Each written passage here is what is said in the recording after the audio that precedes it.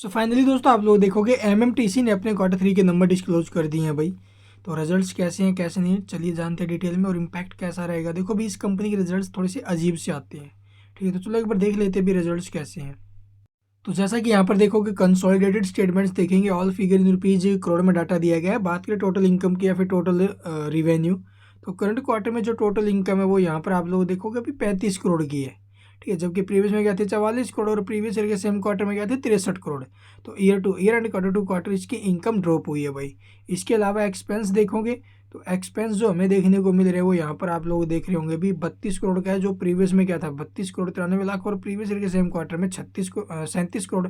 तो प्रीवियस के मुकाबले एक्सपेंस भी कम है अभी इसके, लेकिन रिवेन्यू क्या अभी एक्सपेंस से ज़्यादा है। इस हिसाब से कंपनी का जो प्रॉफिट है वो लगभग 3 करोड़ के आसपास रहना चाहिए।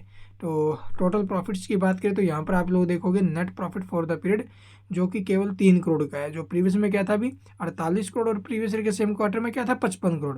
तो वहाँ से प्रॉफिट्स में देखोगे कितना बड़ा डिक्लाइन अभी है ना, बड़ा डिक्लाइन।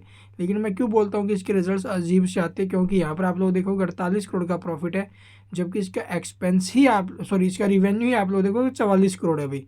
तो इसके प्रॉफिट्स में जंप कैसे आया, तो यहाँ पर आपको पता होगा अभी जो इसके प्रॉफिट्स हमें इंक्रीज होते हुए नज़र आए हैं वो बहुत से बेनिफिट्स रहे हैं। एक्सपेंसेस बेनिफिट हो, एम्प्लॉय एक्सपेंस हो गए, तो बहुत से बेनिफिट्स कंपनी को मिलते हैं जिसकी वजह से इसका जो प्रॉफिट है वो इंक्रीज हुआ है भाई, ठीक है।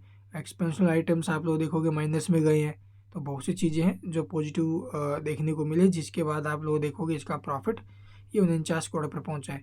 इसके अलावा तो कुछ खास अनाउंसमेंट नहीं है अभी इसके अंदर। अर्निंग पर शेयर की बात करें तो 2 पैसे, प्रीवियस में 32 था, प्रीवियस ईयर के सेम क्वार्टर में 37। तो प्रीवियस क्वार्टर के मुकाबले इसका रिवेन्यू ड्रॉप हुआ है, प्रॉफिट्स भी ड्रॉप हुए हैं। तो इन सबको देखते हुए नेगेटिव इंपैक्ट आ सकता है। ये रिवेन्यू सेगमेंट्स है, किस सेगमेंट से क्या रिवेन्यू कंपनी जनरेट कर रही है, तो यहाँ पर आप लोग देखोगे बिल्कुल जीरो, ठीक है। अदर इनकम से जो अभी इसकी इनकम बनते हुए नजर आई है वो भी कुछ खास नहीं है।